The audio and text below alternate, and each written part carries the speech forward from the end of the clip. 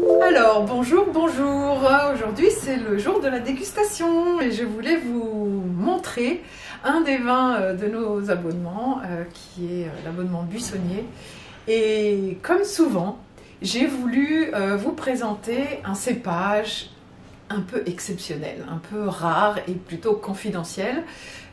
J'essaye souvent de faire ça pour vous sortir un peu des zones habituelles et vous faire voyager dans les particularités des grands vins. Et aujourd'hui, je voulais vous emmener dans le Beaujolais. Alors c'est une région que j'affectionne particulièrement. Vous le savez parce que vous recevez souvent des crus du Beaujolais ou des beaux Beaujolais villages ou autres. Et cette fois, j'ai voulu vous montrer une petite exception parce que dans le Beaujolais, il n'y a pas que du gamay pour faire les vins rouges. Il y a également un autre cépage qui s'appelle le gamaret et qui est en fait un croisement de gamay et de Reichensteiner, qui est un cépage suisse, qui a à peu près la même typologie de climat et de sol que dans le Beaujolais.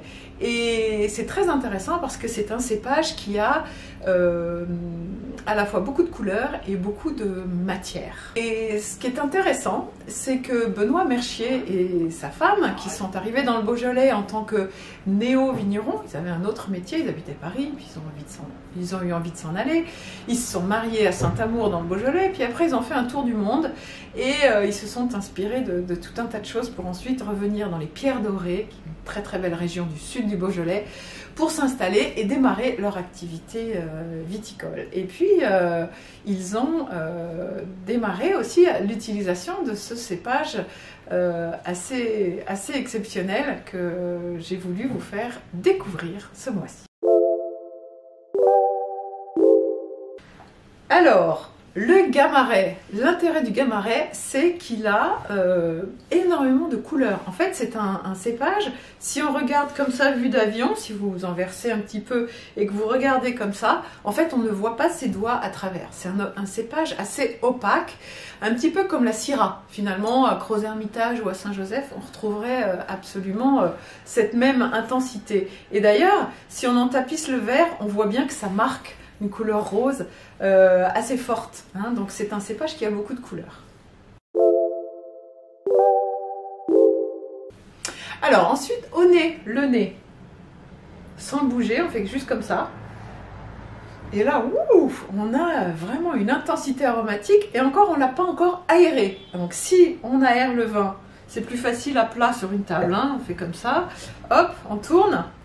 Et ensuite, deuxième nez, on sent à nouveau, et là on sent encore plus de subtilité. On n'a pas juste les arômes qui sautent au-dessus du verre, mais on a déjà beaucoup plus de particularités d'un ou deux ou trois ou quatre arômes différents. Et là, c'est du cassis, de la cerise noire, une pointe fumée, un petit peu de réglisse qui saute au-delà du verre.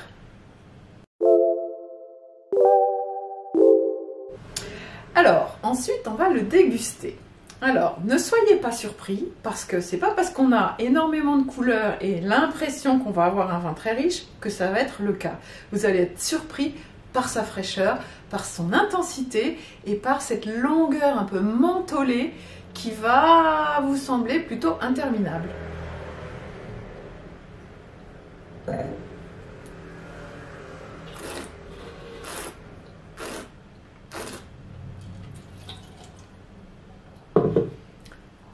C'est là où il y a un contraste assez saisissant, c'est que le vin enveloppe le palais, tapisse la bouche, mais pas en épaisseur, plutôt en largeur, en subtilité, en finesse et en raffinement. Et vous verrez qu'il n'y a rien de lourd, rien de trop puissant, tout est dans l'élégance avec beaucoup de fraîcheur. Alors, qu'est-ce qu'on va boire avec un joli vin comme ça? Eh bien, c'est l'avantage de ces vins qui ont peu de tanins et justement de la fraîcheur, un côté un petit peu mentholé. C'est qu'on peut les accorder avec énormément de choses. Évidemment, les planches de charcuterie, ça c'est number one, c'est facile à faire. La charcuterie un peu grasse, comme il y a une belle fraîcheur, ça va trancher, ça va être parfait. Mais aussi les viandes un petit peu mijotées, comme l'ossobuco par exemple, qui a ce petit côté un tout petit peu d'agrumes, et là la fraîcheur va jouer ce petit rôle de liant entre les deux. Mais également toutes les viandes grillées, parce que son côté un petit peu fumé va rappeler le grillé des viandes. Mais aussi des choses tout à fait 100% légumes, des gratins de légumes par exemple, ça va très bien avec, parce que justement il n'y a pas trop de tanins, donc on n'a pas besoin forcément d'ajouter des protéines pour casser les tanins.